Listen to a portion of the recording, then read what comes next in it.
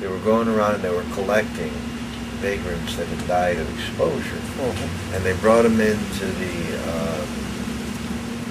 MEU, the pathologist to look to see why somebody died.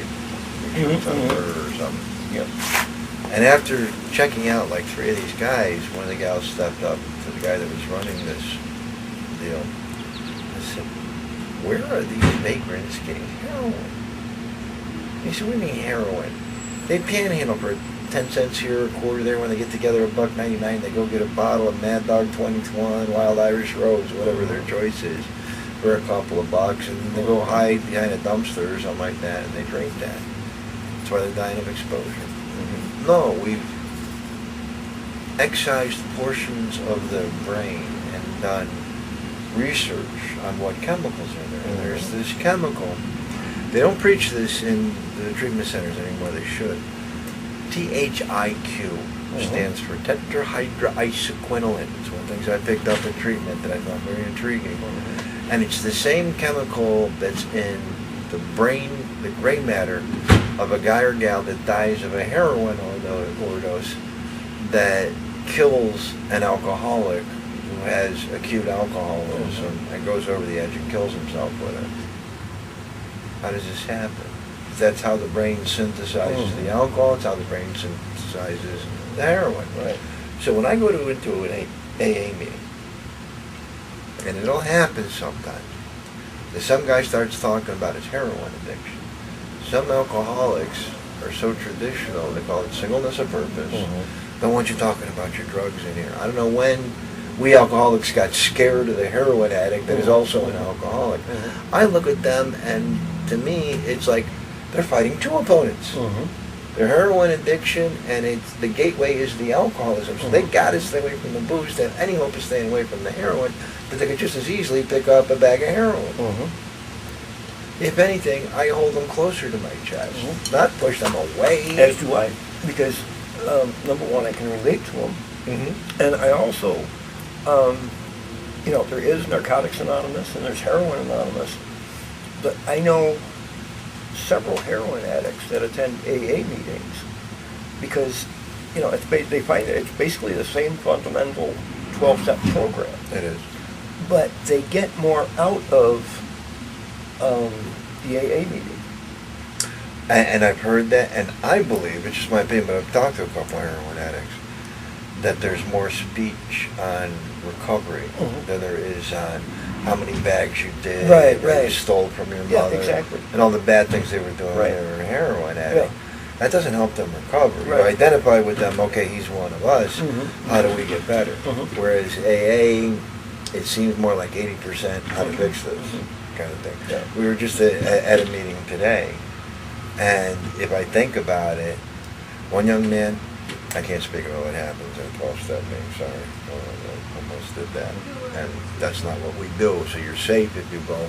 Nobody's going to talk about what you said, even if it's this guy said. This guy had a problem, and the bulk of the time spent was addressing this guy's problem to help him. And it has the adjunct effect of helping some other guy that wasn't bold enough to say, I'm having a problem with this here. So he hears the answers to his problem because this one kid was bold enough to speak up. And I don't know with both feet. It's just somebody called on me. I wasn't necessarily feeling like that, but what came out, I believe, was divinely inspired. And I'm not that guy that, you're not going to see me on the corner with a Bible and preaching scripture and whatnot. That's not me. But in the rooms of AA, I have found a good percentage of them, I'm not even saying most, but a healthy percentage of them look at me at 33 years and go, holy cow, if that guy can do it, I can do it too. I'm a bad example. That's my forte. Don't do what I did because it made everything hard. Okay? If you need to change the alternator in the car, don't take all four wheels off. It doesn't cure the problem, and it makes you sweat more. You don't need to go that direction with it. That's not the issue at hand. Deal with the issue at hand, you're going to be okay. And for the love of Pete, if you go to a 12-step program, and you don't like it, you don't like the way they act, they're talking too much amongst themselves, too many of them are texting, whatever, don't stop going to meetings. Go to a different one. Treat it like a restaurant Yeah. where you got a bad meal. Yeah. I'm just not going back to that one anymore, but I'm still going to go out and eat. Mm-hmm. All right, there's a restaurant here in town I'm not going to name, but twice I think I got food poisoning. You think I'm going back there? No. Mm-hmm. The same thing with meetings. There's Yeah. meetings in different parts of town. There's one in Mm-hmm. Medina, New York, that I don't go to anymore. Because there's a lot of, unfortunately, a lot of politics. You're dealing with human beings that have a disease. Yeah. And some are sicker than others, I would probably say. So when, they get up on a rant with each other, I'm not getting what I need to maintain my recovery, and I'm certainly not going to bring a new guy into that room where he's going to look around and go, this is what this is? No. But like anything else, some people feel a little self-important, some bleeding, deaking kind of way, and it makes me feel some kind of way. Yes, it does. But the point is, I wouldn't be alive today but for the grace of God and the fellowship of Alcoholics Anonymous. I'd be dead in an institution or prison, or worse. And the worse I may have mentioned to you. Yeah. These are the three things that they tout. Jailhouse, institution, and death. There's a fourth thing. You may live. I've seen guys that are beating the holy bejesus out of each other, or out of themselves, because they relapsed. And they feel so bad, a spirit of conviction and whatever, but they look in the mirror and they hate that guy. Look, I had 2 years, 5 years. One guy had 30 years and he relapsed and woke up in prison. All that to say, find what works for you. And each of us is different. We're the same, but we're different. If you worked my program for 33 years, no offense, you'd be dead. Yep. I shouldn't be alive. Every time I came this close to a meeting, God intervened.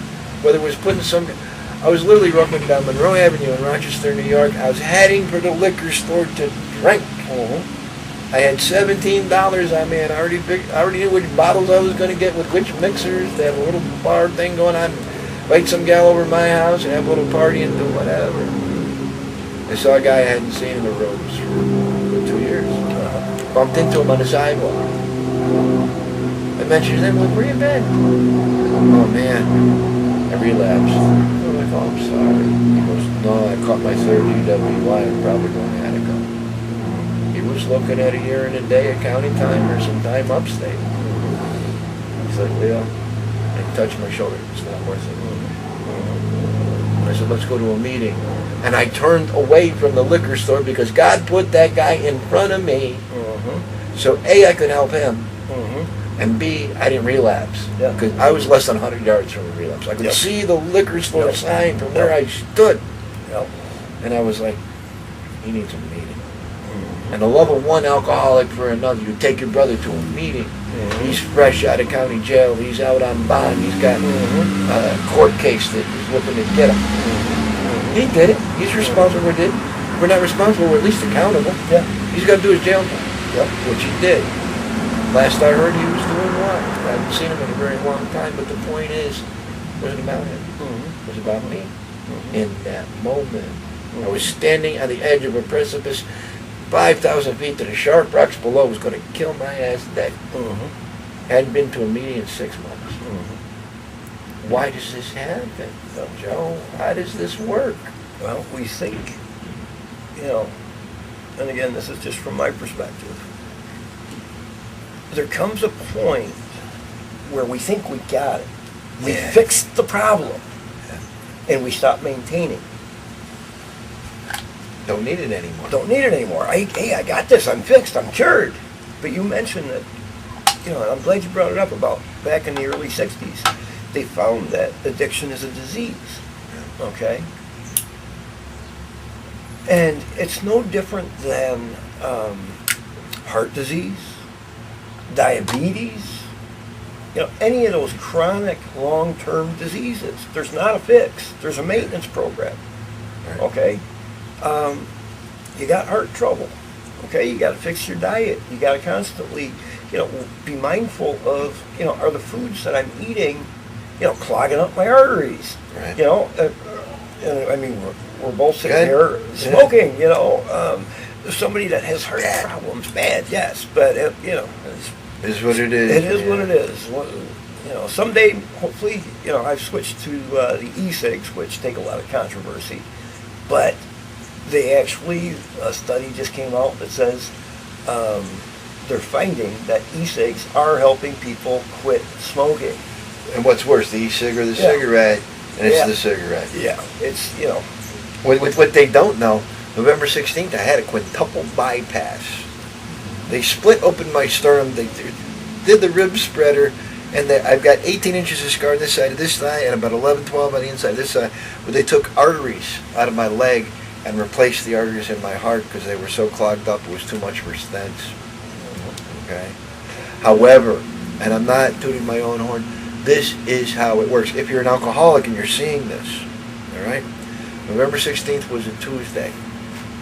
The following Wednesday, the day after I got out of the hospital, I could barely walk. And my friend came to me and said, "Are you sure?" And I said, "Yes, I am." And he physically had to help me get into his truck and took me 15 miles away from my home to an AA meeting. And I walked in there, I could barely walk. But I knew one thing.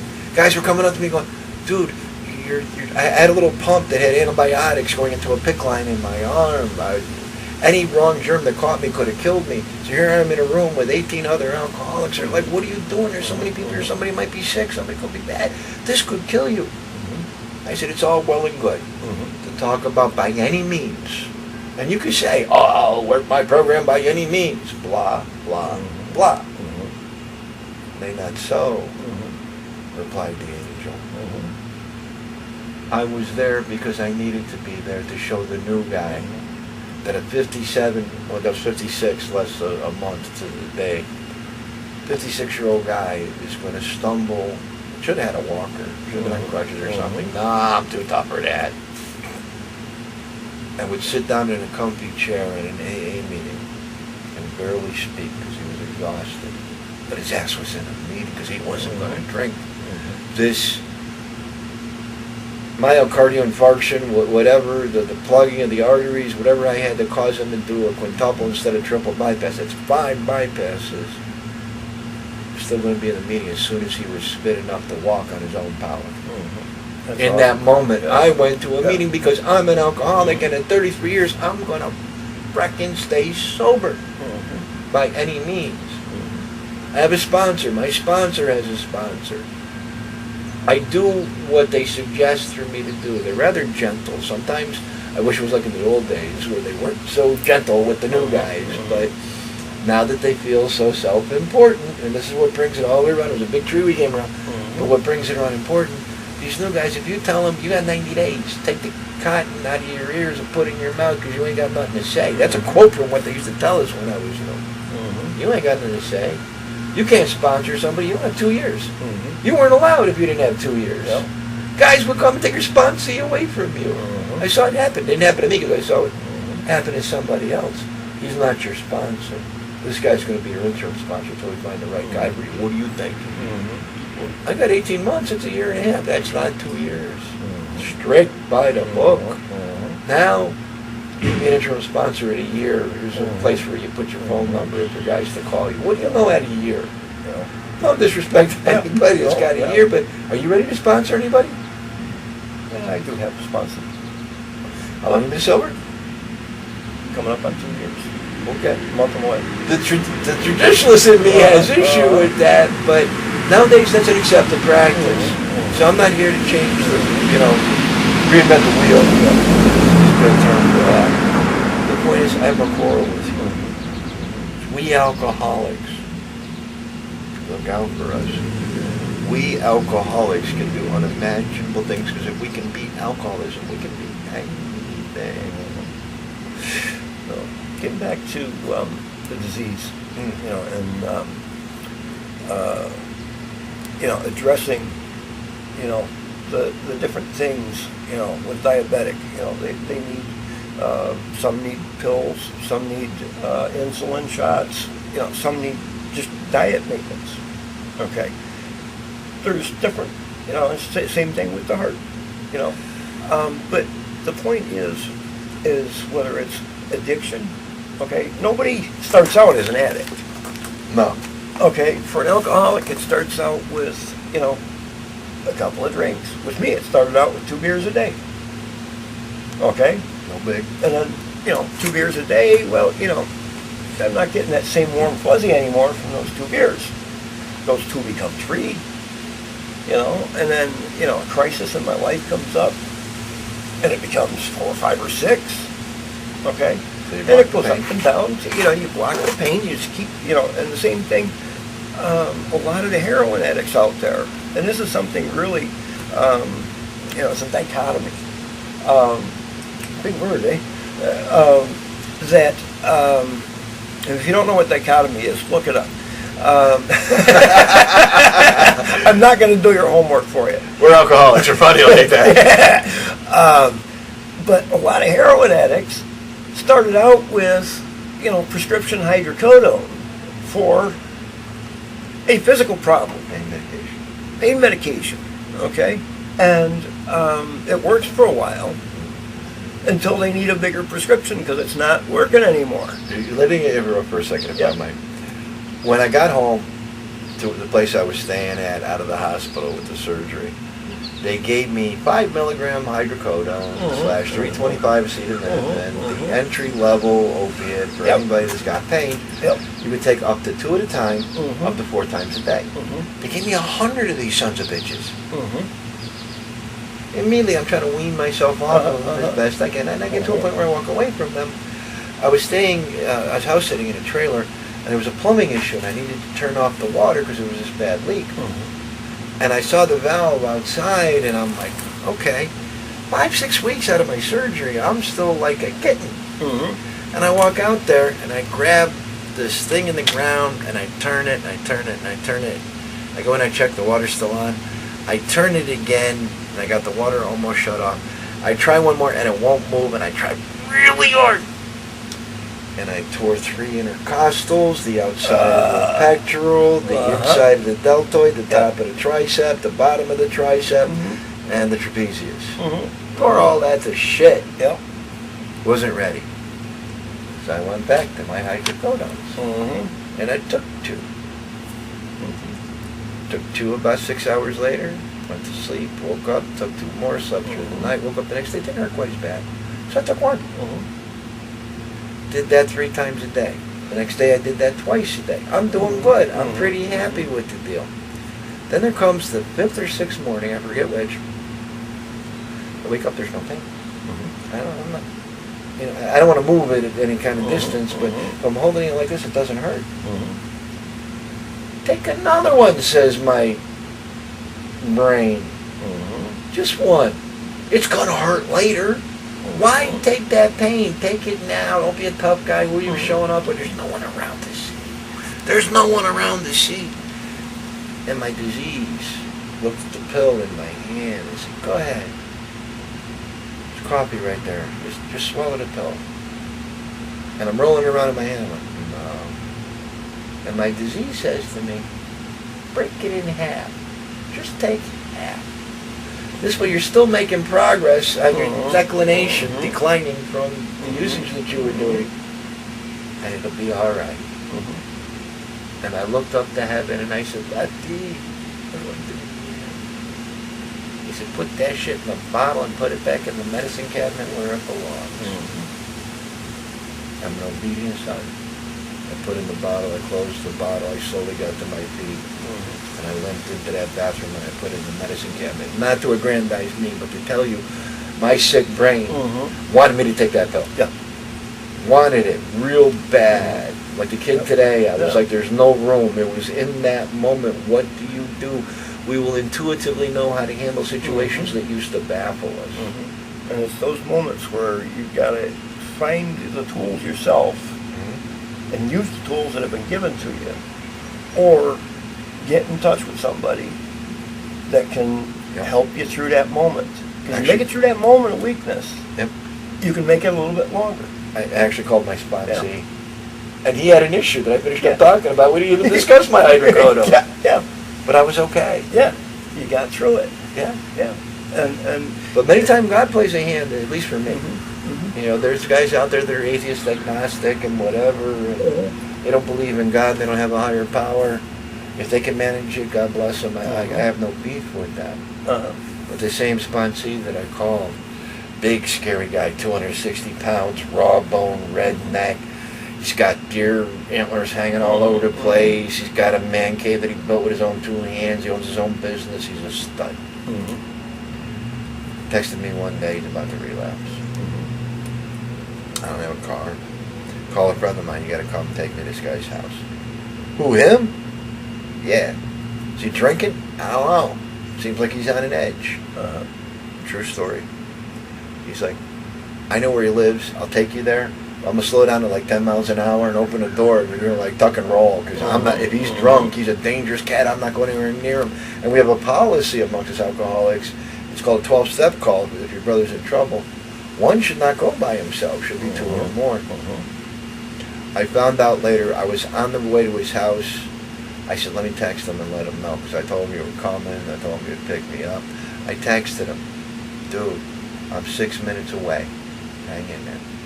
What I did not know, could not know, at that very moment he had a Labatt's Blue in his hand, and his fingernail underneath the tab was about to open it when the text came through.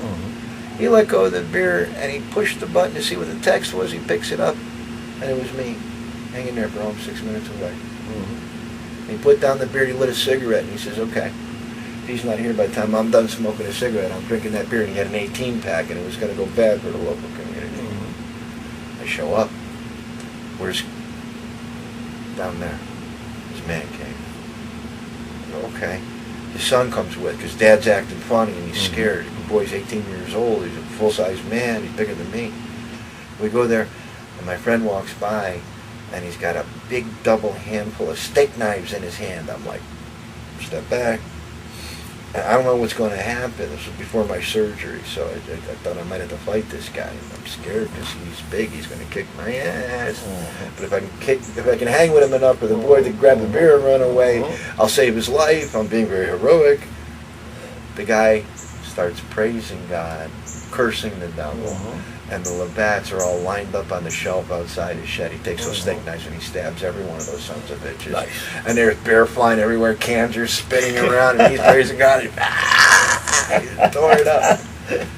And I still got goosebumps remembering that. And the boy, his son, looks at me and goes, what the fuck is this? He says, your dad is contending with the devil right now, and he's winning. Take a good look. Been around a long time. You'll never see this again from him or any other human being. He's in the middle of combat. He doesn't need my help, because him and his higher power he chooses to call God. They got this right now. And we went back to his office attached to his house, and he hugged my neck with tears in his eyes. And he said, dude, if you hadn't showed up, something bad would have happened. But we know this. And that's why, if it's your brother, pick up the phone when he calls.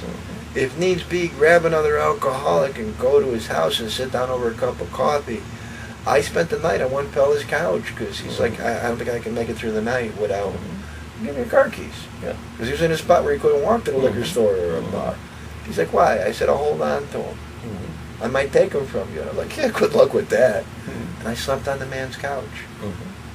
Not so much to save him, but I know that if he gets past this, he's going to be an assistance to some other young cat that has a story like his that's the kid can associate with better than he can associate with me, and that's how we stay sober. This is not a magic trick, people. This is not, we look out for each other and we love each other in such a way because we have the same disease. It's just that simple. Again, I can put a pretty party dress on this, with a tutu. It doesn't matter. It's still the same core belief of one alcoholic looking out for another, and that's how it works. Yes, there's other things attached to it. Yes, sometimes it's hard. But if you look at where you were, if you look at when you woke up in jail and didn't know why you're there, if you look at why your wife's got a black eye and there's nobody else in the house but you, if you want to stop being that guy, you know why. Text us. Send us an email. You got an email on the website yet? Yeah, it's Tin Soldier Mission. You can also find us on Facebook. Tin Soldier Mission on Facebook. You'll find phone numbers. You'll find a lot of inspirational and informational kind of stuff. A lot of resources out there. We're setting up a community resource page. It's a small local right now, but as this thing moves forward, we'll be adding more and more YouTube videos, and not just about addiction. Right. I've got some physical things that keep me from really doing jobs that I'm skilled at doing. But I'll be doing workshops and bringing other people like myself into doing all kinds of stuff. I got chemistry, electronics, and different things coming up. Good. A lot of good stuff. But yeah, before we finish, I want to talk about one other thing. You talked about those hydrocodones. I just saw a study, results of a study that they were doing, and they found an increased incidence of opiate addiction in new mothers. Mm. And what they found, and it's interesting that you said they gave you the bottle of 100 hydrocodones, 5 325s, that in this study of opiate-addicted new mothers, they found that they're getting that same prescription after childbirth. And what they're finding is the women don't need as many as the doctors have been prescribing. Right. And so they end up, the ones that don't get addicted are the ones that throw it away when they don't need it anymore. But the ones that have access to it and really don't need it are the ones that are becoming opiate addicted. And when you can no longer get the hydrocodone legally or the oxys or, and I mean, oh my gosh, there'll be another video on stuff that's out there on the street right now. Yeah. I mean, they got elephant tranquilizer out there, that one little grain. I mean, in fact, did you hear that they got some stuff out on the street right now that they're cutting into heroin, that it's not actually, there's no heroin in it, but it's elephant tranquilizer. Yeah. And this powder, a grain the size of a grain of salt is enough to kill a human. Okay? And emergency responders, police and ambulance and fire now, they have to suit up in hazmat gear before they can address somebody that's a suspected overdose. Okay? And number one, it takes them time to do it. But there was, recently here in Rochester, there was a police officer that took 4 shots of Narcan to revive him because he ended up in a drug bust, and some of the powder got on his uniform, and he literally just wiped it off his uniform. And just from skin contact, that was enough to overdose him, and he almost died. But this is dangerous world. It's really, but a lot of this opiate stuff started at the doctor's office, and it's sad. But anyway, we both got things to do this afternoon other than just sitting here shooting the chat. I enjoy doing this. We got to do it more often and get some other people involved.